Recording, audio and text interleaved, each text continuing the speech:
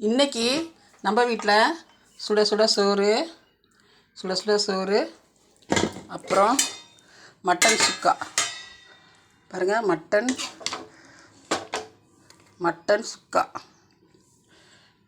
சுக்கா அப்புறம்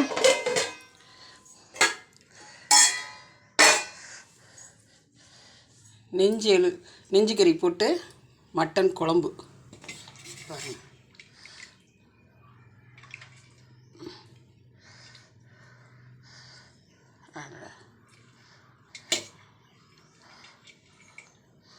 நெஞ்சு கறி கொழுப்பு எல்லாம் போட்டு மட்டன் குழம்பு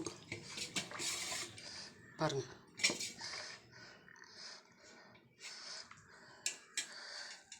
மட்டன் குழம்பு இதுதான் நம்ம வீட்டு சாப்பாடு.